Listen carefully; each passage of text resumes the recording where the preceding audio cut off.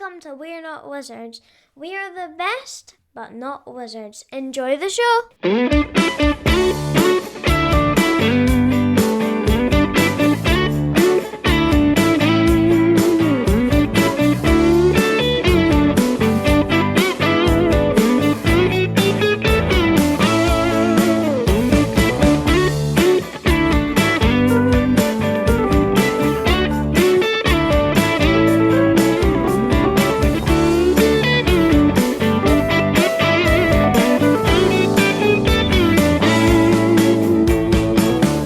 Welcome to another episode of We're Not Wizards. My name's Richard. I'll be your host for... It's February. It's right in the middle of February. You could say that the love weekend has just passed. Or it's on. And for some of you, it would have been a weekend full of fun and romance and enjoyment. And for others, it would have been, you could have at least bought me a box of chocolates kind of territory. And in some cases... it's a time for nostalgia, and you want to look back into the past where people that you've spoke to and interacted with, you maybe want to have another chance to have a conversation with them again. And the last time I spoke to this person, they were on the cusp of doing something slightly different in their career. They had ventured into the haven of gloom and the fair of Cephalus. And now they've moved themselves into, you could almost say that they've got to their kind of their core point, their happy place. They're almost reaching kind of atomic mass, but we're not going to talk about that tonight. We're just going to have a catch up because joining me, and he's in full singing voice after seeing a couple of musicals. It's Mr. Ross Thompson. Hello. Oh my gosh, what an intro. That is amazing. You should do a podcast. I should consider it. I was just looking at the way back clock because sometimes I like to check when the last time you kind of record with people, and it turns out the last time we recorded together was almost a year and a half ago, and that's far too long. You know, way too long. You've been busy. Just a wee bit. You've settled down, haven't you? Because you were for a while, you were kind of like the littlest hobo. I mean, it was kind of like, there's a voice that keeps on calling me down the road, that's where and then you used to go and help them with their market and get them all sorted out. And then just when people thought he's got to stick around, you disappeared off the road. So yeah, it's funny, right? So I do a lot of contract work. So that's been a thing even throughout my career. I will say I was at the op for 3 to 4 years, so that was not contract based stuff, but yeah, from Steam Forge to Cephalus and everything else. But even with Gloomhaven, that was always going to be a short-term thing. And when that finished up, which boy, man, you run a 4 to 5 product crowdfunding campaign. Over the course of a month, you are burnt out for a hot minute. And what ended up happening was at that following Gen Con 23. I was hanging out with some buddies at Asmodee and at Atomic Mass, and they were like, "Hey, we're hiring for a marketing manager role. Would you be into it?" And I'm like, "Well," at the time, Asmodee had been very much like, "Hey, we want people to be in a hybrid situation, so you got to be able to drive into the office, and then some of those things." And but they were like, "Hey, but for the right person, they can do remote." And so as I learned during that process, they do have a lot of remote people. Which was pretty cool. Yeah. So we were able to work it out, and then I ended up saying yes, and then doing 2 months of training for my replacement over at Cephalus. Yeah. So Monica Perpoki has that job now, and she's been kicking butt with it, which is awesome. And it's always fun to kind of see how that campaign's doing too. So you kind of look back on your old baby and you go, "Oh man, I remember when I used to live on this crowdfunding page for look, it's walking, 3 days straight." yeah, right, totally, yeah.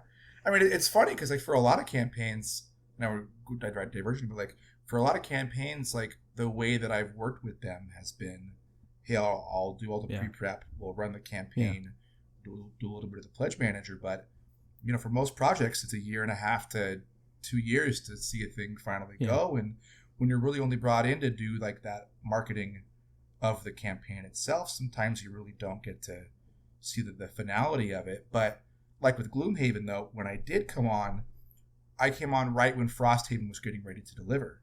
So at that point, then we had to do a lot of marketing that was like, hey, your 2-year wait on this biggest Kickstarter ever is finally shipping. Exactly. Here we go, right? And then we're handling all the marketing on that, which is wild in its own bit because, like, so for Gloomhaven, for example, and for Frosthaven as a thing, you can only fit 30 of it on a pallet.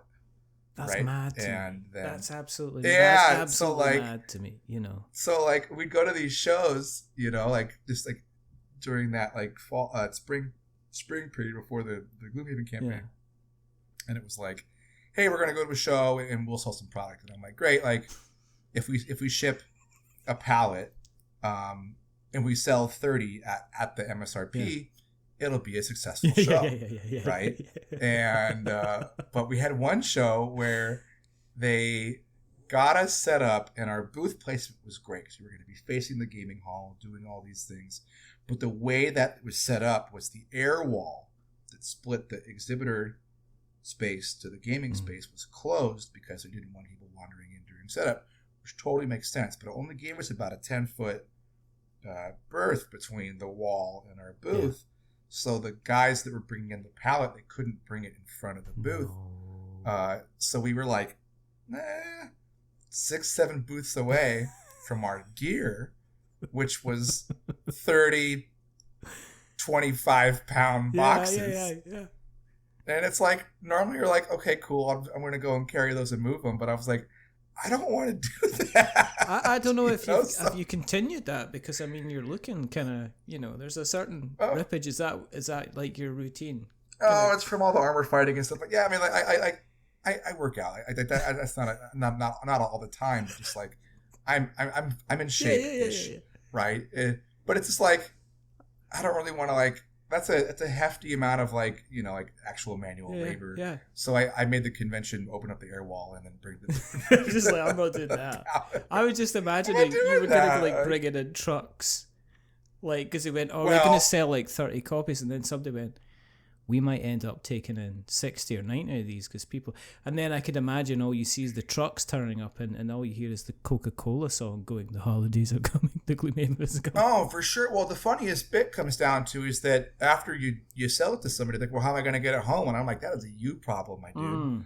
You know, like, and so what we ended up doing was changing up how we did it, and we just started doing online sales at the show, right? So it's like, we'll bring a bunch of Draws the Lion and then other stuff, and then if you want to buy Frosthaven, you just buy it and then we'll ship it from our warehouse and you'll get it in like 3 days, and we do a little cool online bundle, and that was a way better way to go. People loved that, and sales bumped up, right? So, and now it's cool because like they have their little buttons and bugs game, right? Well, so you go by their booth now, and like you do the online bundle for the stuff, you can get everything else, but they're blowing through that buttons and bugs thing. And they did a really cool thing. Props to Chris and Monica for figuring this out. But they've got a mat, like a rug in the booth, where it's a Gloomhaven buttons and bugs level. So you can, because you play the game on a card. So they just have a card in the booth that you can just play while you're hanging out. And I'm like, that's super clever. Yeah, so they're doing good there. And then coming over here to Atomic Mass has been really cool. Obviously, I'm not going to go into deep like product stuff there, but that's not what we're here. But it's been really cool coming over to the Asmodee family, and all of that, because you know, I never thought I was going to work for a big corporation and everything there, but it's been really good, and there's a lot of really good folk that work here, and so I've really enjoyed the whole experience, and I'm not looking to leaving here or anything like that, right? So I was just gonna say, it's like, you know, you know, Ross is about to change jobs again. Better come on the podcast and talk to us about it. But you know, it's funny, like you get a brand and you get a reputation, but at least I will say, every time I've left a place, I have left it better than I was there. So that's at least that's what thing, you want, right? eh? So at least you want somebody who kind of like, they go, yeah, I mean, it's sorry they went, but they were absolutely cracking, as opposed to saying, well, you know, they've been gone 3 months, so I can say they were an absolute nightmare to work with. They never bought any biscuits. They like always drank all the coffee, you know. Well, it's funny because like I haven't been into an office for work since like 2002. Yeah, same here. Yeah. You know, because like it's all been remote stuff. And so while I've gone to the Asmodee in the AMG offices to visit for work trips, it's like a treat, right? You go and you bring your laptop, you go get some snacks, and the five of us all take over a desk, and we're going to work for like 4 days out of the desk there. But it's not like I have a regular office to go to anymore. But that's, you know, there's always I've pretty much done remote work since I was 21, right? And so right, and minus what I was working at the op for those few years, but outside of that, it's like you got to figure out routines where, hey, you can't do work from your bed, right? Like if you're on your phone, you can't be doing emails out of that. And for me, it's always been like I get up, I shower, I put on clothes, like full on like pants, belt, shoes, the whole thing, and then sit at the chair, right? Because that way you've got something to escape to, right? Because like then when I'm done working and I want to play video games, then I can go put on some PJ pants and some slippers and do a thing. Chill out. But that way mentally I've got like my shift, right? So yeah, it's very very very very easy. I know there's been a lot of poo-pooing recently in the corporate world. They're now, you know, it's now remote work is over, and it's like, okay, I get it, I understand it, but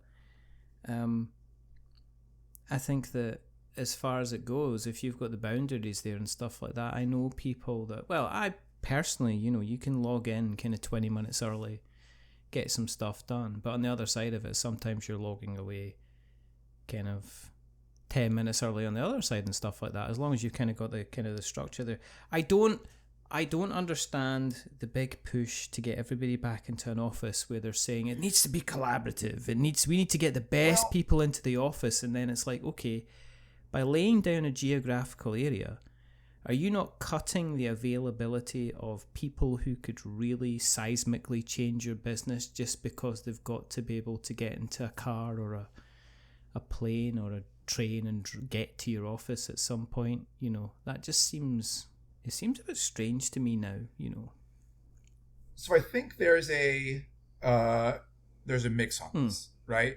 And obviously this has come from somebody that's had the privilege of working from home for over a decade.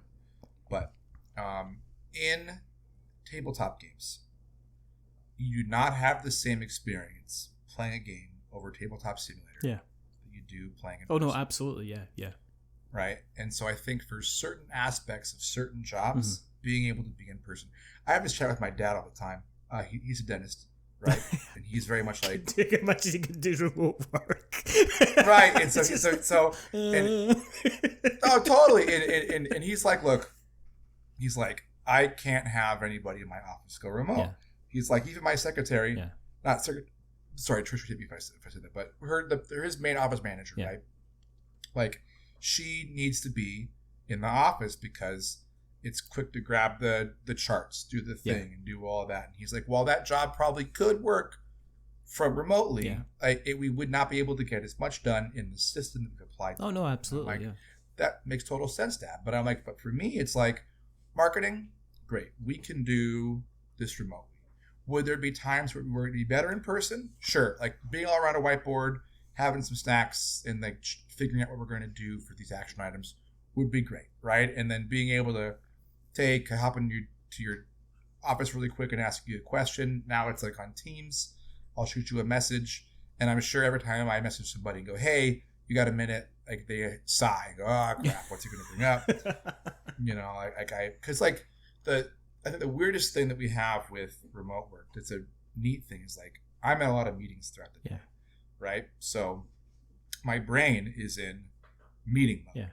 Right, but then when I need to like write a back-of-box copy or write a marketing plan or figure out some creative stuff, it's really hard to do that in that 20 minutes in between meeting slots, right? And so you just can't get some of that stuff done.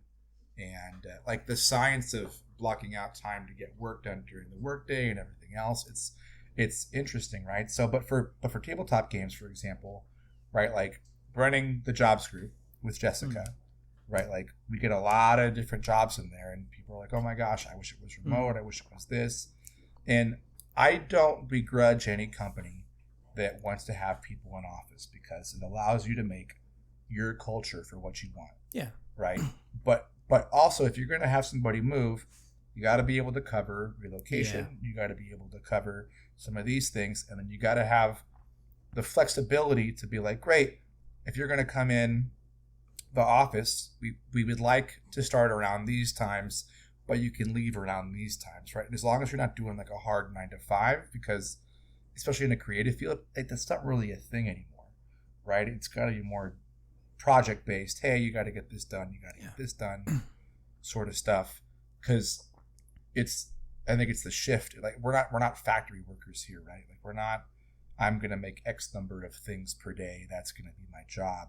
Even like my social media person who's writing X amount of social copy or replying to X amount of emails.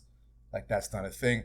Now, like sales jobs, that's a thing where it's like, okay, if you're all in office, could be cool, but also like that's a job that can be done remotely.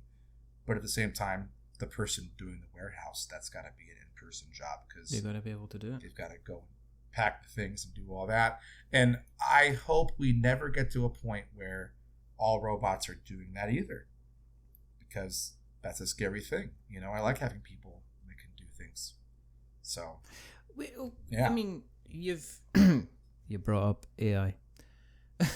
Well, you didn't break it up, but okay. So, but one of the things that I saw this quote saying, I thought AI was going to be basically doing my laundry and helping me decide what was on my shopping list and allowing me more time for art, not doing my art. So I had to figure out how I was going to be able to get enough money together to kind of like a shopping list.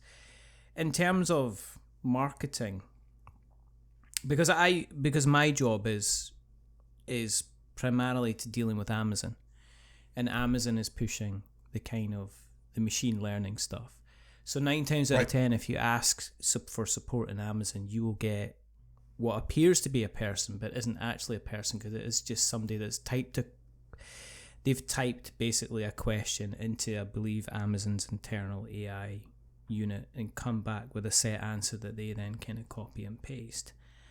And I've seen people talking about marketing automation and stuff like that and the power of utilizing AI for that. I've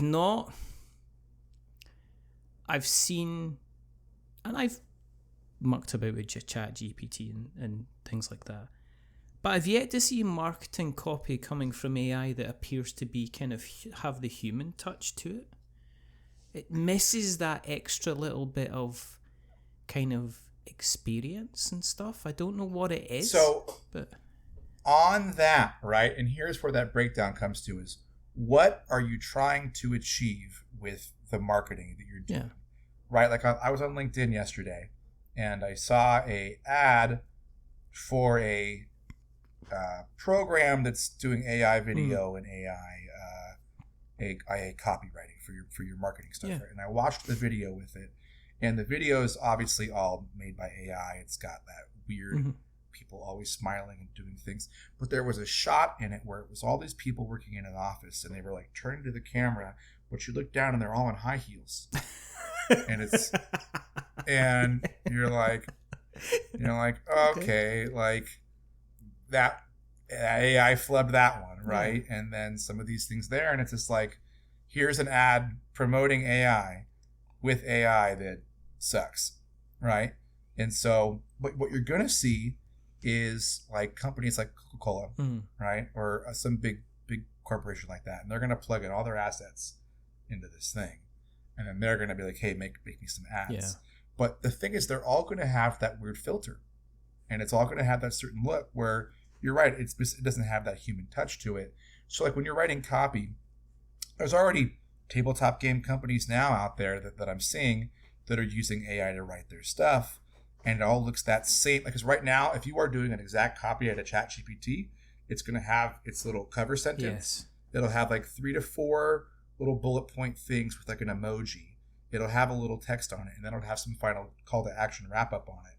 And if you've got every single post on your page looking like that, it's like, what are you trying to accomplish? I see your podcast host there working hard away. He's so just your co-host. He's scraping the floor. He's got a busy day. He's scraping the floor. He's got a busy day, man. You're making a really good point, and I'm just looking at him because he's literally. Are you settled down now? Sorry about it. Look, man, he's had a long weekend. He's had a long weekend and doing absolutely next to nothing. You know what I mean? Whoa, he is the morale support around He's here. lovely. He I mean, keeps he's my boy. He's my, as they say in What We Do in the Shadows, he's my rotten soldier, Yes. He's my sweet excellent. cheese, my good time boy. I love it.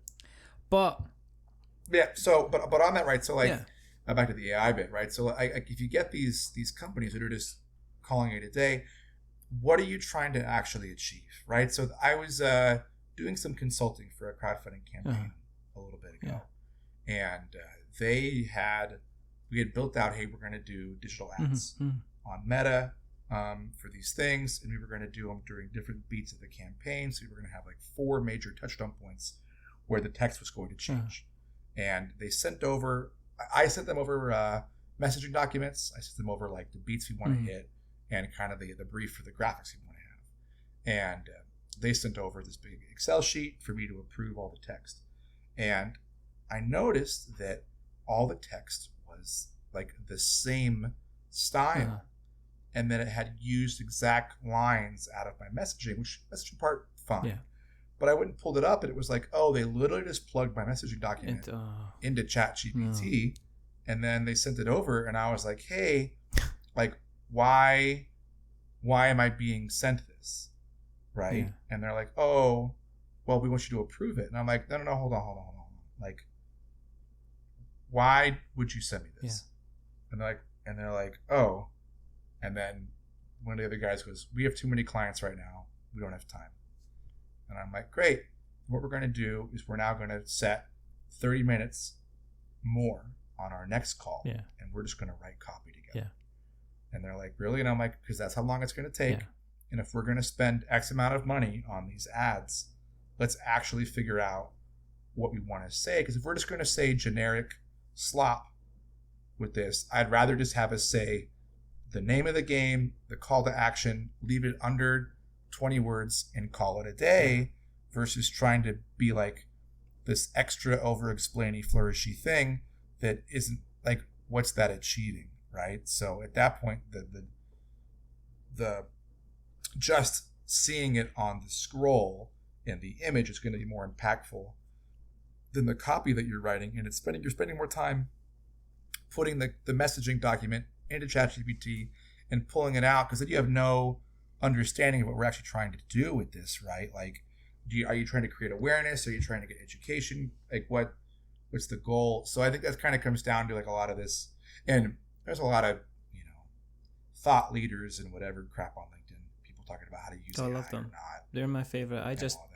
I love them. Whenever I'm feeling down, and I'm like, I'm not being as creative as I could be, I look at these people and I go, well, I've got a slight little bit more creativity than these people. I mean, we're getting that, and there is a little bit. It's not completely kind of, I guess, coming to the tabletop space, but I have noticed of recently we're getting a little bit more of, here's my game, and the art's AI, and it's obviously some of the rules have been written in AI. Can you review our game? And it's kind of like, well, I tell you what, I'll spend the amount of time playing and reviewing your game that you spent on creating the game. So I'll write you 2 sentences. Well, that's pretty much it, right? It's going to be like, where's what are you trying to accomplish? Exactly. Right? Like, and are you trying to do a cheap buck? Are you trying to do these things? And so at Comic-Con last year, we ran we did this pitch play, this Shark Tank pitch panel thing, which we've done every year. It's always a really cool event. Last year, because of the table layout that Comic-Con gave us, we didn't do the normal Shark Tank one, where it was we have the panelists, and then people bring up to the sit at the table, and they've got 5 minutes, and they have 5 minutes to pitch their game, and receive feedback. So if they talk for 5 minutes, they aren't going to get any feedback. They've got to keep it under 2 minutes kind of thing, 2 minute and a half. And the cool thing was this year or last year, Comic-Con put us in a big ballroom. Wow. And did 30 tables. So I went and got wireless mics for the mics, and then we did British Baking Show style. Hey, you sit up at your table, and then we'll come by for 5 minutes and do your thing and do all that, which was a much better setup. It was awesome to see. And during that, toward the end, there was this kid, must have been 16 years old, right? And he was in a full suit and had his game ready to go, and his dad was there. He had a PowerPoint because we had AV, so he had his PowerPoint ready to go. This kid was on it, and I'm like, "Hey man, timer goes," and he goes into this whole, "Here's this game I've been working on all of high school. It's this set collection, deck building, the whole thing." And he had a PowerPoint, some stuff on it, and he ran us through a couple turns, and it was done in 2 minutes, right? And then for the people that we had, we all gave him feedback, and which was great and everything there. And so his dad pulls me aside afterwards, and he was like, "Hey, I gotta let you know, he used AI art for all of these cards." And I'm like, "Well, your kid's 16. That's probably a pretty good use of this because you're not going to sell this as it is. You're just trying to get stuff on there." I'm like, "But you could have just gone and gotten clip art and also used clip art, or gone to all these different open galleries to use that there." He's like, "Yeah." I'm like, "But there's going to come a point where that kind of stuff is probably going to be the norm. I'm not any kind of authority on that, but it's going to be weird to figure out what that turn is, right?" So it's like, am I going to tell a 16-year-old kid he can't do that? It's like, well, he's not going to sell that, right? But so that's kind of one of those weird gray areas, right? Where it's like that kid could have just gone on Google and grabbed, free use art, but he decided to do that instead. So is that going to be a thing? That's where we're currently at with technology, right? So, I think that's where we are, is wondering, can we use it? How feasible is it? How much correction work have we got to do in it at the moment as well? When you're using that kind of art, the number of times people are going to go back and go, well, that's not recognizable. I don't recognize that as a person. A computer maybe recognizes that as a board game with lots of pieces, but as a human being, I'm looking at this and this is kind of going kind of nonsense. Is with the advent of things kind of getting cleverer, are you constantly having to evaluate how you are creating your marketing messages and things like that as well as a person? That's a great question. And so I'm always evaluating that kind of stuff, right? There are a few things where I am like, I want to make sure my marketing is at this bar, but marketing is changing all the time, right? And it's like, for a while it was, you got to have short form videos, and then it was, you got to do these things there. A driving concept for me when I do my marketing is I have to decide, am I doing tabletop education or am I doing tabletop entertainment? Yes. And for that boat there, that helps me decide, is this content educational? Is this content entertainment? And when I'm doing educational content, then you just got to make sure you're sticking to whatever your company brand is, and then making sure that you are communicating enough where people can go find it, right? It's like, hey, this product is coming out on this date for this much money. You can get it here, right? And then here's what it is. Here's what's in it. Versus entertainment, where it's like, look at these influencers and look at them doing this thing. Hey, here's our staff playing with this thing. Hey, here's a March Madness community engagement campaign you can engage with that will do new art or whatever they like that's kind of that jam. At the same time, like if you go look at an actual play or these videos, right? A Rodney Smith video, where he's teaching you how to play, is educational. A Good Time Society video with Becca Scott and whoever else, that's them playing the game. Yes. And if they get the rules wrong on that, well, you're being entertained. You're not going there to learn the exact rules of stuff, right? So Yeah, I mean, and that's, I think, very important. yeah, I mean, genuinely, if I'm watching something like The Good Time Society, it's for an overview as to whether or not I might want to play this game or I might like this game. Because not a lot of the time it can be just a case of, well, here's the general overview from the rule book, but they've kind of changed that slightly just to kind of put it into kind of like a presentation kind of mode. I'm in this strange situation at the moment in my job where AI's had a kind of a strange effect in the fact that because of the Amazon situation and because there's so many companies out there saying, you give us your product and we'll write your 500 words marketing content for you, but we use AI to do it. We're getting more clients coming in saying to us, I don't want AI writing about my product. I want to be able to deal with somebody who I know physically has potentially touched that product or knows what this product is. Right. You know, I don't want something that's scoured the internet to discover kind of what this potentially might or might not be. And it's been really strange because for a while you were kind of, technology was a case of, you were everybody was looking at the race for technology and everybody was looking at, well, what's the next smart thing that we can do in terms of kind of e-commerce and selling online?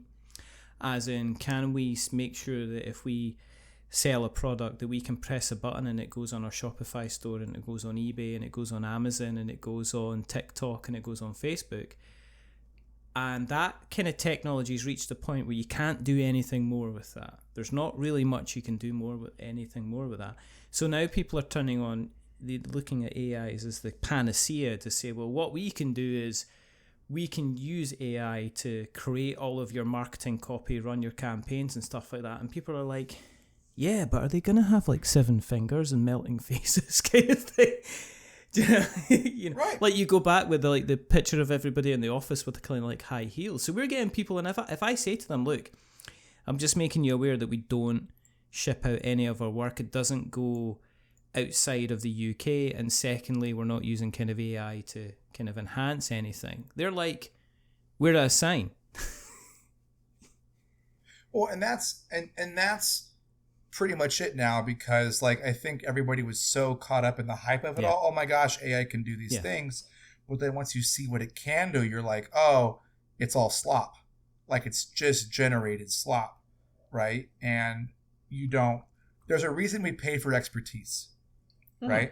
And I think there's a really good message behind that, because somebody that knows what they're doing, and you don't have to do extra hand-holding or micromanaging. No. I'm hiring you for a service. Please do this thing. When you deliver it back, this will be good. Hence why back on the marketing copy for the campaign thing, right? I gave them a messaging document. I told them what we wanted to do. And then when they give me back ChatGPT slop, I'm like, why am I paying you now? Yeah. Like, what is this for? And honestly, it was just to manage my meta ads. Yeah. Because there were so many. Yeah. But it was like, okay, cool. Obviously, you can't write the copy portion of this, but you can manage the numbers, what we're doing. You can track all that stuff, which is great, right? Hey, you can turn these things on and off, but you're not going to spend the time to learn about my product to write copy for me. Great. I'll just write the copy, and then you can just do the but at that point, then like, maybe I need a different agency that because now if they're going to cut corners there, what else are they doing, right? So, which is fascinating. So yeah, I mean, that's good that people are getting to that point. And I think what's going to be fascinating to see, and I mean, it's in a dark, grim, dystopia kind of way, is that we're going to see the unsurmountable force of big corporations pushing this on us. Yes. Versus the, hey, this still needs to be a profession that somebody's paid for. Yes. Right? And like, how do we keep that going? Right? And there's a lot of global political stuff that's going to be affecting a lot of that in its own way, but at the same time, I still get hit up all the time to go work for companies, right? And it's like, why? Well, I'm bringing expertise. I'm bringing network. I'm bringing these things, right? And so what I've been doing recently, I say recently, how funny. I was last on your podcast recently. Recently, since 23. I'm not going to keep bringing this up. No, it's funny because like I've been saying it too, but I went to Big Bad Con in 2023, 2022, right?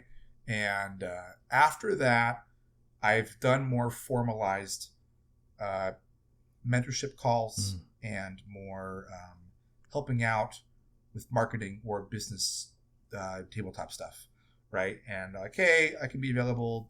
I can hop on a call after 4 p.m. on most days. And for most, I can hop on a call, do a thing. And obviously with the jobs group and everything else, and then other people that are running campaigns, I'm not taking any kind of money on that. It's kind of like, hey, let's help out. Because there's no onboarding for tabletop, right? So like it's very difficult to kind of find your way, and I like giving back. So, but on that, it's been fascinating to see new people coming into marketing for tabletop games where they either were a content creator, so they know how to create and market their own platform, or they come from a different industry where there's different marketing stuff there, right? And so when you come into a new industry, it's like, cool, what are the news channels? What are the main groups? What are the main influencers? How does the trade side work? Is there distribution? How does retail work, right? And so getting everybody up to speed on how this stuff works. Obviously, there's no right way. Everybody can do their own stuff, but there are some baselines that are pretty good to know. And so it's always neat to see where that kind of plays out with. And that expertise is a good baseline, right? And so what's been really neat to see is in the last 4 years, there's been a lot of new folk that are coming in and just being a force of nature and a bright light and making a lot of really cool marketing stuff happen. Makes me feel old because then I got to realize I've been doing this for over 15 years, right? And then at the same time, it's just like, oh shit, what a really cool thing. So when you ask, am I changing up my marketing stuff? It's like, totally, right? Like I cannot figure out how to write a TikTok video. That is not my jam, right? But I know what TikToks I like watching. So I can call up that TikTok content creator and be like, hello, I have budget. Can you make TikTok for me? Right? Like, and that's where that's going to work. Where at the same time, man, you want a 2-minute trailer video? I would love to build up that script, do that thing, get it all figured out. Yeah. Right. And we're good to go there. But I'm not going to sit around and figure out, 10 short form videos that we're going to use over the course of 2 months. Like, that's not my brain. So, but there are folk that are doing really well. Ray Billings from The Op is one that I love, following everything she does. Her creative brain on doing short form content is just awesome. So like that kind of stuff's really cool. So there are, I always internally, I'm always looking for inspiration from people that I look up to, whether they be older than me, younger than me, same age, whatever, because everybody's got a different perspective on how we're going to do marketing. And at the end of the day, we're just trying to get in front of your face, right? So how do we do that? One as a kind of a join on to that. I had a conversation with me and Ben Maddox, 5 Games for Doomsday. I see a lot of people kind of like, there's still a kind of a big drive for a lot of kind of creator people to kind of be on the hustle grind. And I don't know, we kind of went, well, this is probably a US kind of thing. Is it got to be making money, got to be doing kind of money? And I kind of said, well, should they not, if you were going to be doing a side hustle, you should maybe doing, or maybe not on something that you do as a hobby, that you do as relax, that you do as a fun thing, because eventually you see that hobby as kind of like work and things like that. I guess my question to you was, you're involved obviously in an industry that you are quite clearly passionate about, you adore to bits, you are, spreading some honey and butter, as they would say. You're very, very kind of well renowned in the industry. I've scouted about and I've yet to find somebody who has a bad word to say about you. And I've been looking.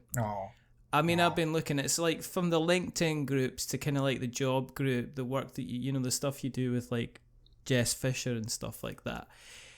you'll put a post on LinkedIn and there'll be like 15, 20 people clicking like and stuff like that, and they'll be liking it.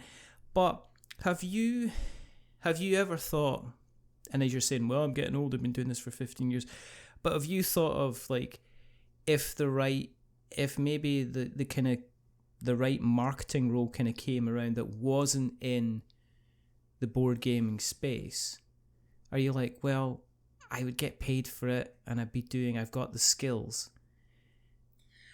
So I have like 2 to 3 different companies that I always kind of like flirt with looking at their jobs page, but I don't think I would ever pull the trigger. But it's just fun to think about. Yeah. So one is I would love to do the marketing for a snack food. So like I always say, like doing like Cheez-It marketing would just be awesome. Yeah. I would love to do the marketing for like Cheez-It or stuff like that. There was 6 years ago, Taco Bell was hiring for a community manager, right? And Taco Bell corporate's like an hour from my house. Wow, right? okay. And I was like, you know what? Screw it. I'm going to apply for this and just like see what happens. Just for the experience of it, right? And in the first interview, about 20 minutes in, we both realized I was not what they were looking for. Yeah. Which is great because it was such a fun realization to be like, I am not Mr. the target. I am not Mr. Taco Bell. Yeah, right. And because they just needed some zany, wild things. And like, I could have been on their marketing team. We both agree, like, oh yeah, I could do on it. But like, what they need for that quick form stuff was not me, which I was very grateful to be like, cool. We've looked at the grass.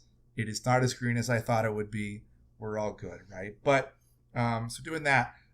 Second is I would love to go work at Lego. Oh, but, right, like, come on, right? Okay, that's cheating, right? And it is cheating, but hey, you brought it up, right? You brought it up. Said to me, "Hey, do you fancy helping us with Amazon and eBay?" I'm like, "Yeah, okay." Of course I'm in, right? So like, I would love to go work at Lego, right? And that would be I don't even know what I would do. Like, rephrase, I don't know what I would do. But like that'd be. I'd shift the boxes of heavy stuff. Sure. I do sharp level. I do sharp Lego barefoot testing. It looks. I'm sure someone's got to do it, right? And there's a thing there. And yet again, I actually applied for a Lego community manager job in my 20s, and I made it to round 2. Yeah. In that one, but they wanted you to be on the East Coast because Enfield, Connecticut's where the U.S. office is. And so I was like, I don't want to live in there. But funny enough, it is pretty much Lego town out there. It's like a majority of the people work for Lego there, which totally makes sense. And then the third thing I want to go do, which I'm already doing now. Okay. So I would love to be involved more with Disney, right? And so now being able to work with Star Wars Marvel has been great. But like, I've got a friend of mine who works at Disneyland, and they've worked there for 4 decades. Wow. Right? That's a long time. And their passion for it all is just infectious, right? And just like, it's like, and I'll go see them when I'm going to the park and we'll hang out and do everything there and go get all of that. And it's just like, I love hanging out with you because like you make me jazzed to go do my job, right? Because like, which like I'm already jazzed to do my job. But like, it is so fun to get that refresh of like, oh yeah, this is why we do this thing is for this moment. Yeah. Right. So, I think in another life, if I had like gotten my act together when I was in my 20s, I probably could have applied to like work at Disneyland. Yeah, but I mean, to be fair, everybody's got to have "I only did this in my 20s" story. No, totally. But like Taylor Tomlinson says, I was garbage in my 20s. I was thinner garbage, but I was definitely garbage. Oh yeah. Oh man. I was talking to my buddies literally last week, and they were telling some stories that we used to tell in college, and I was like, hey guys, like, I'm literally not that guy anymore. We really can't tell that story. Like, it's not like we don't binge drink anymore. Yeah. We don't do these things. Like, this story needs to go out of our repertoire of ones we bring up, right? So, which is funny. So yeah, I mean that's kind of that there. But at the same time, a lot of the same skills would still apply. Yeah. Hey, we need to do this marketing plan, do this thing. Where a lot of the stuff would change it, but it's like that based stuff where it's like, hey, who's doing this there? Who's doing that there? Or like right now, if you were to tell me like, hey, who are the top 10 YouTubers and distros and stuff like that? Like, oh, you got it. Not a problem, right? So, which is cool, and I'm very glad to do that, right? Like, but there's a part of your question that you brought up that you're like, hey, you shouldn't work in a hobby that you love, and there is a double-sided dagger to that, right? Where it's like I love that I get to do what I do, and I think a lot of people in games, the joke is like, oh, I work in games, so I don't get to play games, and I think it's a cop out, right? Like I did that for years. I was like, oh yeah, I'm not playing enough games. Make the time, right? Like if you want to play games, then you just go make the time. Right now, I'm not playing as many games as I would like, but also like I know why I'm not. It's not that I don't have friends and I can't just go play games, but like my roommate when I was living at my old place, like we wanted to play games, great. We'd invite the friends over, we'd have game night, we'd do a whole thing. Right now, if I wanted to get a game night together, I could just text my friends, get my go bag, and then we could go play board games. But right now, I've just been so honestly work focused. Like I'm painting minis, I got my whole paint hobby set right here, and I got my stuff there and all of that. But and it's just like, well, that's what I'm doing. But I've got two friends where I'm playing Shatterpoint, I'm playing Marvel. I'm working on my other larger army stuff for a bigger army game, right? And some of those things there, which is cool, but it's not like I've lost my fun or my excitement for board games or for role-playing games or any of that. I just got to find the time, right? So, and I think that's part of it where people go, oh, now there are certain hobbies where I'm sure, like I'm where if you go work in it, you're probably going to see how the sausage is made, and that's going to ruin some of the fun for it. So I'm probably glad I don't work at Taco Bell. So I like you can talk about. Isn't Taco Bell the only thing to survive kind of like the franchise wars and Demolition Man? Oh, yeah. I mean, but it's true, though. And the funny thing is, like, here I am, a Southern Californian who had a very delicious breakfast burrito today from a very nice shop that was, like, fantastic. Yet I bring up Taco Bell because sometimes you just want 2 a.m. meat slop. I mean, right? You don't. So, I mean, it's like the recipe for Taco Bell's meat slop is like right up there with the recipe for what they put in Coca-Cola, isn't it? I mean, nobody knows quite what's in it. It could potentially be meat. It's probably some kind of lab-grown kind of nonsense that's kind of going on. Like, I'm sure they're both pink before they are made to be what they need to go, right? So, yeah. You would actually think that could be the case. You mentioned briefly painting, so what are you painting? You can't just go, oh, I've just been painting, and then just it's true. Like, I would turn my camera, but I don't want to mess up the cords we just got plugged in. All right, so I've been painting with my Monument Hobbies Pro Acrylic paint, which is great. Jason and his team over there are awesome, and I've been painting a bunch of my Shatterpoint minis right now, which have been super good. I love it. They're good minis to paint. They're super fun. And then I'm working on getting my Brotherhood together for Marvel Crisis Protocol, which will be fun. And then I've also been collecting, my first army I ever played in Warhammer Fantasy was Orcs and Goblins. Yeah, okay. Right, so like a Orcs and Goblins guy through. And so I've got my old high school army out, and I've been rebasing all of them. And then I ordered some off some Warhammer shop. There was some guys that had some of the metal miniatures of the older heroes and stuff like that. So it was funny because like I ended up buying his lot mainly for the metal heroes that he had, because they were priced out the same as if they were by themselves. But he also had his whole army in there too, so I like doubled my whole army. And then I ended up buying some of the new giants and like the new Age of Sigmar Stormcast dragon guy that I'm going to convert to a Werven, and then so that's going to be my long-term hobby project. We'll be working on that, so which is fun. The one I like stuff like that because of, and it's just like building Lego, is that I get to do it and it takes concentration, but it doesn't take that much brain concentration that I can just zone out. Yep. I can just absolutely zone out on it. It's not, I'm not having to think about it too much. And it's the case of, what have I got? There we go. That's my, I don't know if you can see. Oh, look at that guy. That's my, see if I can. Tossing that little frag grenade there, right? Oh, yeah. Looks great. You know, he's purple. He's actually purple, actually. But it's just the colouring here. Oh, so. Oh, nice. You know. How often do you get to play Shatterpoint then? Probably once a month.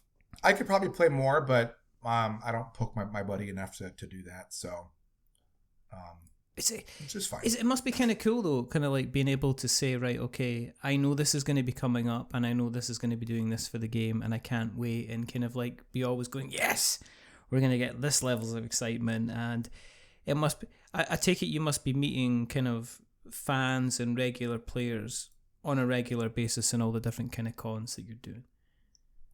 I will say that is something I have always loved about this job.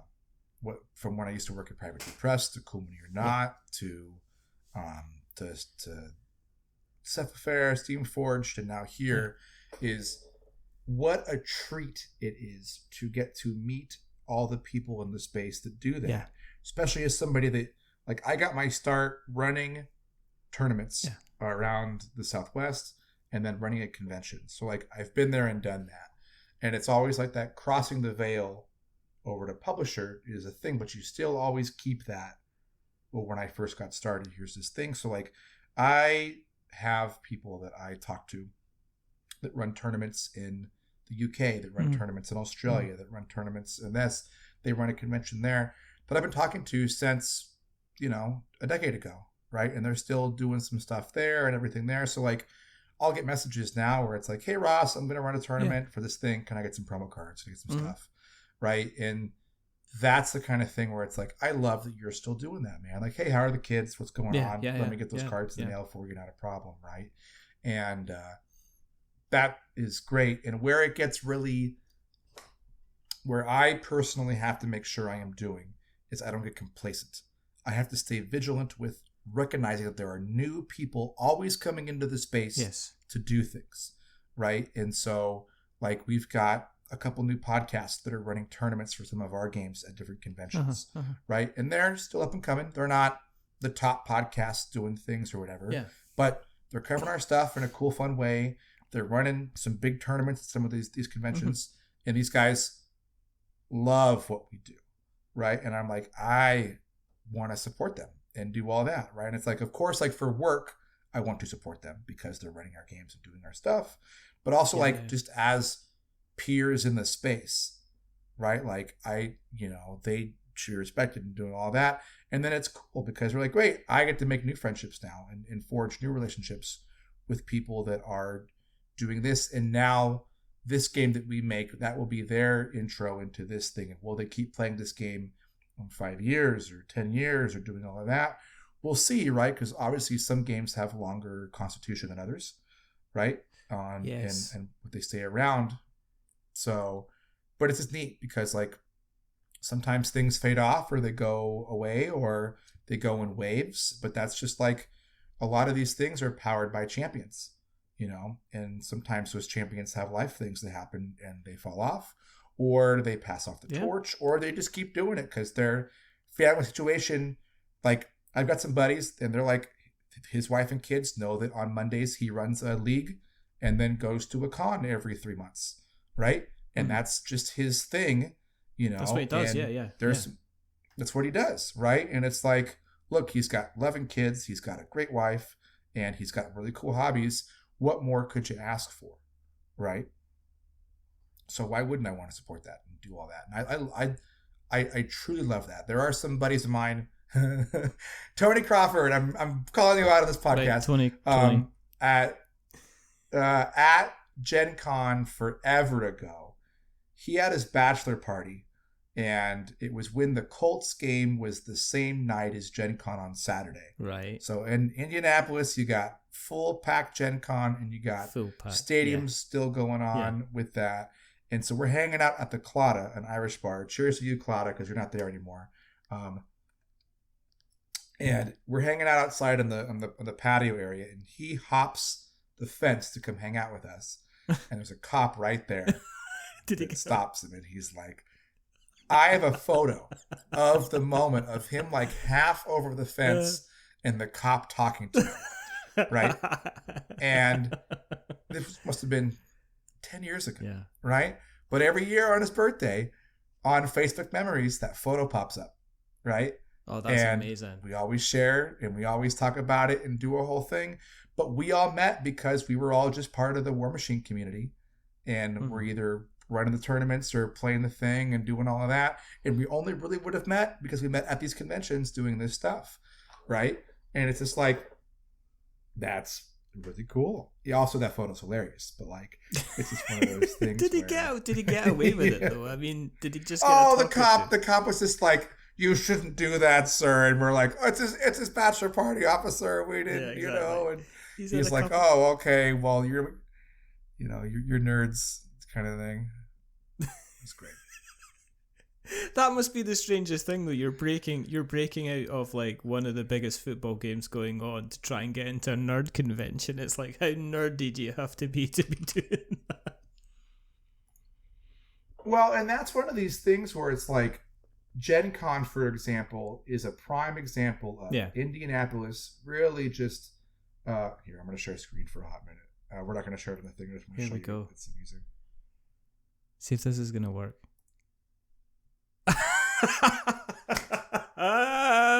and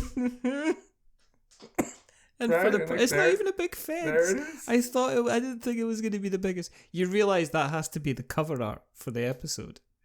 We're just going to put no. We are not. We are not doing that. You have to say. Can you imagine that? It's like somebody's like going, Tony, have you been doing a podcast? And it's like, why? It's like because your face. No, it's funny.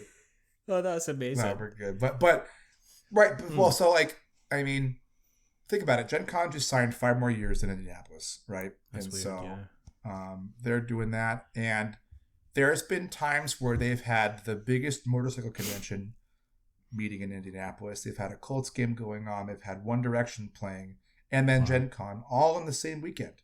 Yeah. Right? And it's like, the stories you can get out of Indianapolis is just crazy because you're like, well, we're there for Gen Con, but also like there's everything else going on too. So I was going to sing a line from One Direction, but I'm not going to. No, good. But it's just wild because like that show is massive. Yeah. Like that's what the thing. I mean, I got a whole bit on Gen Con right now where it's like the show's too big and it's having a problem where it can't grow anymore. Yeah. Right. Yeah. So at what point is them not growing stifling the industry? Because we've got so many new publishers that are coming in with new games, with new stuff, new everything else.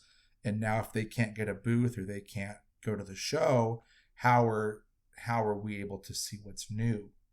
Right. And so that's kind of harking back to this being vigilant about allowing new people into the space, is that at some of our established, tentpole events, Gen Con, PAX Unplugged, and so on, how do these new folk get in there? And you just got to fight it. They got to get on that grind, right? And tooth and claw and get there and find some more of these smaller shows like an Origins or GameCon Canada, or even things like Dice Tower West. Yeah. Just to get themselves, just to get themselves kind of in, just to kind of get that all going. Yeah. I mean, because we've got Gamma Expo next week. Oh, of course, yeah. It's going to be, next week, and it's going to be one of the biggest Gamma Expos ever, right? And they've been doing all this work with their new team.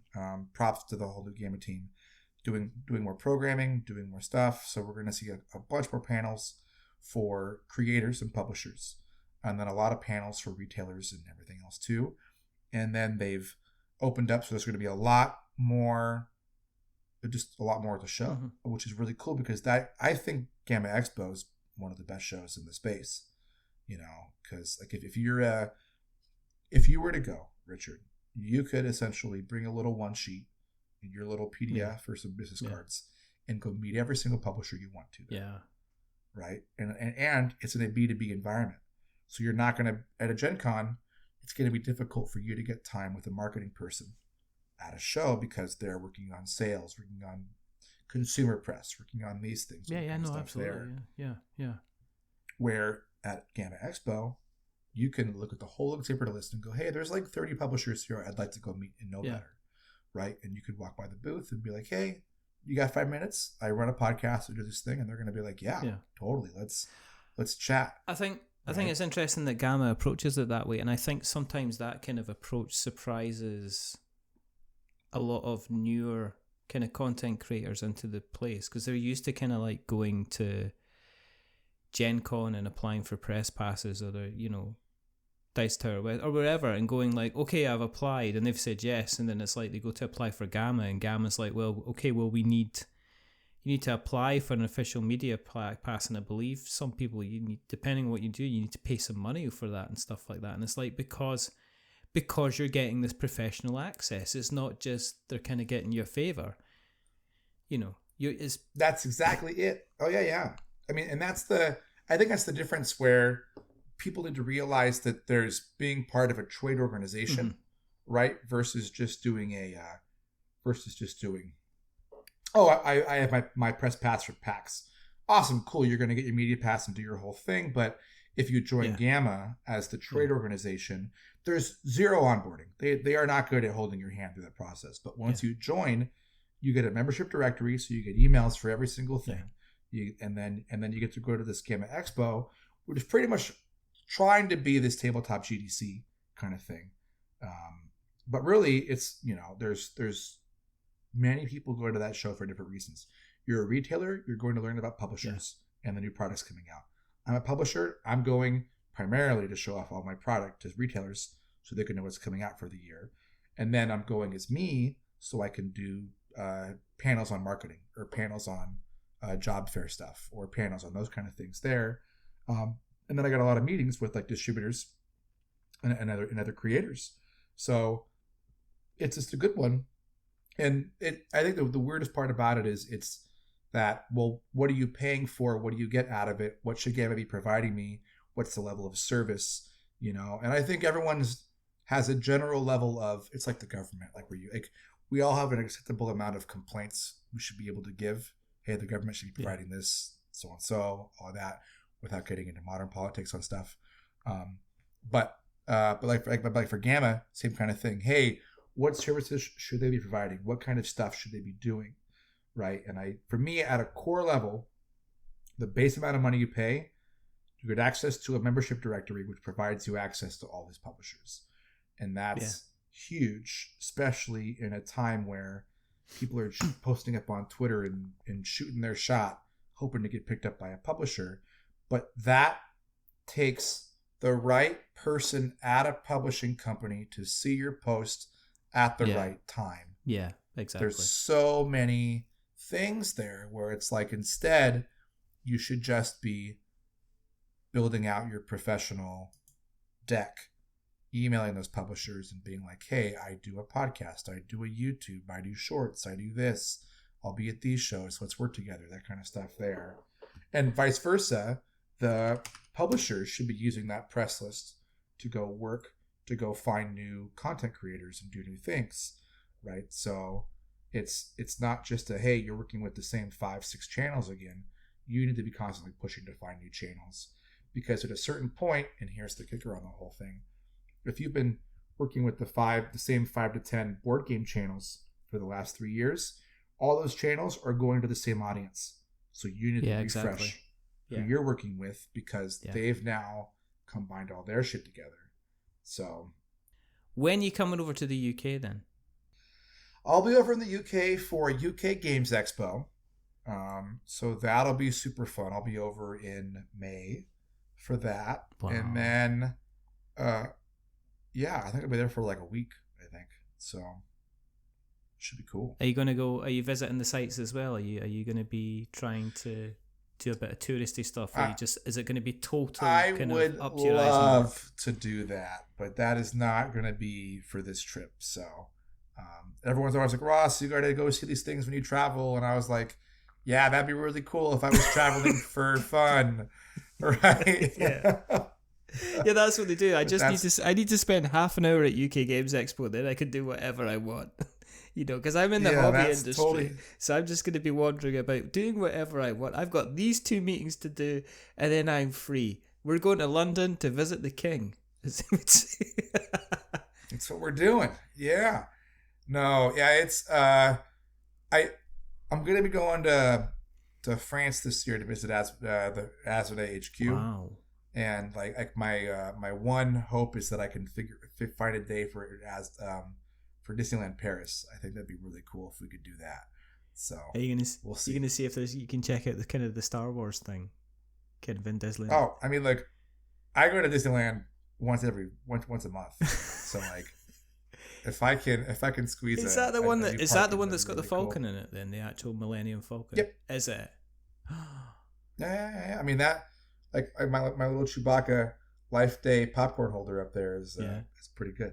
So I'm so jealous. Then I did watch. You know what I watched the other day? I watched Solo, the Star Wars story. oh, one of my favorite Star Wars I watched movies. it again, and it's like, why did people not like this at the time? And I don't know, did it not come out? It kind of like, I must have thought it must have come out either at the same time as The Last Jedi, or it came out within a couple of months of The Rise of Skywalker. It came out right after Last Jedi. Ah, that explains an awful lot, because I think there was a kind of a little bit of, we don't get this, we don't understand this, and then they've given us another one, and this isn't, And it had heavy reshoots. Yeah. And it was right during a time when that was seen as a bad thing instead of industry standard. Yeah. Right. I think so. Do you know what I think the reshoots? I just think that they're telling you. You said yourself the phrase, yeah. When you find out how the sausage is made, it takes away a little bit of the magic. And I think these reshoot things, that's just the thing that happens. But now what they do is they publish it and they let people know that there was kind of like there was reshoots that happened, and then people are going, because I finished watching it the other day and I went, this is a really, really good story, and it's really, really well done, and there's lots of practical effects, and your man that plays Han Solo was, he's very, very Han Solo, and Donald Glover's a gift, and it's like everybody that's in that film did like exceptionally well. So that was, which you just remind, because you were talking about the Millennium Falcon, which I'm extremely jealous that you're kind of able to go in there and see that kind of like on a kind of regular basis. You got 2 points here. One, I'll do the Disney thing really quick. And this is not a brag. It's just I happen to live in Southern California. I have a key, so I can go often. But like, I get there at rope drop at 8 a.m. Walk in. I go and get my Ronto wrap, which is like a little like breakfast sausage egg thing, and I go hang out at a table right next to the Millennium Falcon at about like 8:30, 9 o'clock, and that's my breakfast for the day. And it is just like the best thing. It's like you're hanging out, and like Chewbacca will walk by, or like R2D2 goes by. And you get to watch kids just like freak out, and it's just the coolest thing. Yeah. So for me, because I work so much, I travel so much. Why I enjoy the park is because I can go and my brain just turns off. Right. And it's just like, oh, cool. I'm here to ride the rides I like riding, to get a new churro, to do a thing, and then I will hang out until I want to go home. And because I have the pass, I don't have the stress of having to stay until like to get the your money's fireworks worth. are done. Yeah, you can just go in and right? go out whenever you want. Yeah. So, but back on the Solo thing, I love that movie. It's got so many good beats to it, and it hits a lot of parts that I think we're currently struggling with film today. Yeah. Right? Is that like, hey, should an actor be AI? Right? And should all that there, and even Harrison Ford just recently said he loved that he got to do that last Indiana Jones movie. Right? And he didn't really care that people didn't like it or not. He enjoyed making it. But then in that same interview, he praised the voice actor in the video game. Yeah. Right? And he was like, look, this guy got the voice in the video game, and he was like, he was great. Yeah. What a cool thing. We should be encouraging that sort of thing.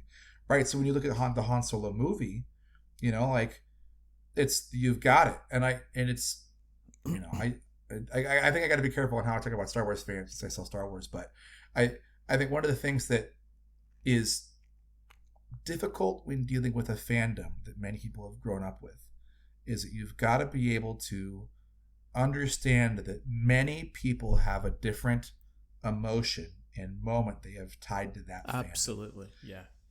Right? And it's very hard to create an all-encompassing thing. Yes. So whenever you are making a thing for that, it is just, you've got to go all in on what you're doing so that it can be that moment versus trying to accomplish so many moments, right? So like, look at Skeleton Crew. Have you watched that yet? I watched it with my son. I watched it with my 12-year-old boy, and he absolutely adored. He absolutely adored. It became our Wednesday evening. Oh yeah. Is Skeleton Crew out, and we watched it. But I must admit, see, for the last episode, it was me that was doing the whooping and the cheering when the B-Wings came in and they did their focused fire. The focused fire thing and the whole thing. I was just like that. My son turned around to me and he goes, "Dad, will you shut up?" It's like, yeah, but it's B-Wings. It's the B-Wings doing the thing B-Wings do. Thing. Yeah. So like, and that, but like that was perfect. Yeah, it was. You know, and it's like every show is going to have its beats and it's going to do its thing. But here's the funny thing, switching gears. How much of a Dragon Ball or Dragon Ball Z knowledgeable fan? I have got zero. I very rarely. Then I won't go too deep into the character bits of it, but there is something fascinating that I love about Dragon Ball. Obviously, I haven't tattooed on my leg, so like that's a whole thing. But the thing that I enjoy about Dragon Ball compared to any other IP is that Akira Toriyama, who passed away last year, right, the creator, unabashedly had no problem just saying everything is canon. And there's movies and comics and video games and things and all of that. And he's like, yeah, it's all Dragon Ball. Because for him, it was just, that's what it is. Like, there's no main storyline. No, that's Super, that's Xenoverse, that's this thing. So like Daima, the new show he just made, it's coming out, and it's like in the timeline, it's like after Dragon Ball Z, but before Super or GT, which are the two shows that came out afterwards. So it's in that thing there. And so the whole fandom has been like, well, which one is it going to plug into? Yeah. What's going on? Goofy things like that. And the animation quality is gorgeous. And the storytelling is much more goofy and play around than like serious Dragon Ball. And it's been a blast to watch. A bunch of my buddies with kids are enjoying watching it. And it's cool because like Dragon Ball is celebrating its 40th anniversary this year. Mad. And they've been able to, like at the end of last year, they had one of the top selling video games. They had one of the most anticipated shows coming out. And then Goku unveiled a brand new balloon for the Thanksgiving Day parade, you know, and all these things there. And you're like, look, here's an IP that can continually reinvent itself. The movie that came out for it last year was like cel-shaded digital stuff, right? And that was completely different than the last movie that came out, which was like all hand-drawn animation stuff. And then the new show Daima is this very high-quality level animation that's totally different than the Super show that came out. So like, as somebody that works in IP, I find it very, very fascinating that they just decide they're going to do a thing. Hey, we're going to make a movie. It's going to be this quality and it's all that. So you get all these hardcore fans that are like, you know, oh, it's 3rd edition, it's 4th edition, 5th. Like they're trying to have their edition wars. And the creator over there's just like, I'm going to do my own thing. It's more of this, you know. It's like, I saw, and I'm aware of the time, but I saw Brave New World today. Captain America. I saw it last night. I liked it. I didn't dislike it. I didn't walk away going, this is, you know, terrible or anything like that. I thought, they did. You know, it had beats of Winter Soldier in there, which I kind of liked. It was more kind of Captain America Captain America Winter Soldier kind of thing, like the TV show. It was almost like they were just trying to embrace or continue that storyline. I was a bit. I must admit, I kind of would have preferred to have kind of Sharon continuing her role as kind of like the that she did from the TV show, as opposed to bringing in another new kind of, and some people said a slightly controversial character. Harrison Ford was good. I just, my son said, and I went with him, and he said this is a really good 7 out of 10 movie. Well, and it was a solid Marvel movie, but the thing is, you're not going to have Endgame every single time. No. Because you just can't. No, exactly. Endgame was like 20 movie build-up. I mean, and people are going in expecting to have that, on your left kind of moment every single time they go, and they're just not going to get it. And even the comics can't recreate it every single time, right? So it was great. Yeah, like am I going to watch it a million times? Probably not. Probably not. Am I going to watch it a few? Yeah. Sure. Am I going to see it on Disney Plus and say, oh, I'll put that? Am I going to probably rewatch the TV series and then jump to that as the follow-up? What I was actually saying to my son was, you should go back and watch The Incredible Hulk, because if he watches the Hulk, he's going to understand where a lot of the characters kind of came from. It was kind of strange because they kind of mentioned how they kind of did the whole it's a different look for you kind of thing to kind of Harrison Ford a couple of times. It's like, yeah, okay, it was a joke. You only needed to do it once, unless you're kind of having to explain it. Like in Iron Man 2, right? Yeah. Like the same kind of thing. Hey, different guy, get over it. Here we go, right? Yeah, and you're exactly. But what Harrison Ford is like, right? I had to get rid of the mustache, kid. That kind of that kind of like, it's okay, but it was fine. It was good. It was a nice way. It was a nice way to end things, I think. Well, and one of the things with storytelling movies is it's difficult to bring in a lot of parts for the world they have created and then still tell an engaging movie. Yes. Right? And I think they hit a lot of beats. You could tell where the reshoots were. Oh, yes. You could tell where the reshoots were. They love using that room, right, where it's that green screen room. You can tell that. But I thought Anthony Mackie did a great job. Yeah. There was a lot more Harrison Ford than I thought in that one, right? Yeah. So, but yeah, I enjoyed it. It was a good solid movie, and it's neat to see a Captain America brand continue on with a different lead. Yeah, this is right? We'll see. As I say, we'll see. It was a nice little end. I'll be interested. We've got Daredevil coming out as well, which will be a good thing. Which will be I'm very, very interested in seeing the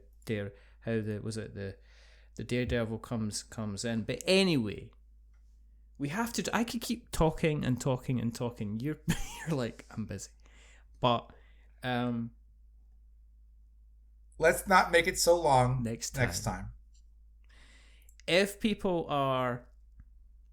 they've listened along, where can they find you on the internet webs?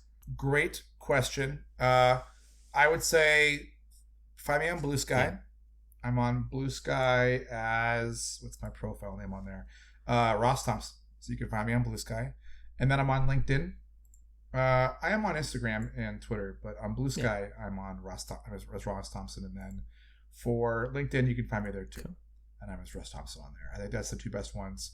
And then, of course, if you want to follow along with work, Atomic Mass Games, we have a lot of cool stuff coming out there.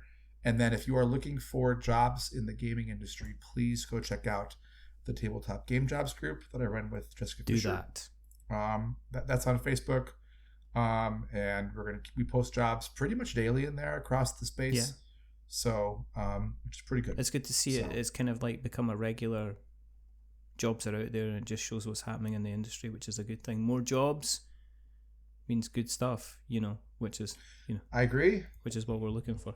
I'll make sure that we put all the links in the show notes so that we've got notes to show if you have listened along tonight and you're like, oh, that was fun. We want to listen to more. Where do we find you? You can go into the internet webs and search for We Are Not Wizards, and you'll find us in all the different places. And if you like what you've listened to tonight, please consider dropping us a rating or a review. There's only 2 more things to do. The first thing is to remember we're many things, but we're not wizards. Are we wizards, Ross? I mean, I guess not, but we could be. But no, we are not wizards. Every single time. And the second thing is to say goodbye. Say goodbye. It's the wind-up merchant himself. Thank you so much for having me on. I'm Ross Thompson, the Director of Marketing over at Atomic Mass Games. I'm the guy that puts the Tabletop Game Jobs group together with Jessica, and I do a lot of panels and things at shows. So please, if you have any questions about the industry, feel free to poke me on LinkedIn. There you go. And Richard, as always, thank you so much for having me on. It is always good to chat with you. And it's a goodbye from me, so stay safe, roll 6s, make something awful, stay spicy, and bye-bye. Say goodbye, Ross. Thank you so much, everybody. Have a great day. A wizard is never late.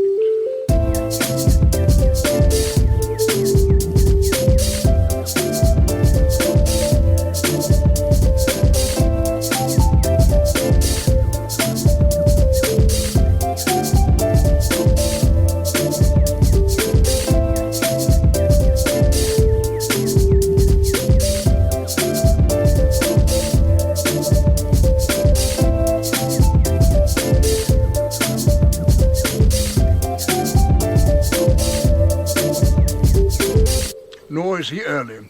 He arrives precisely when he means to.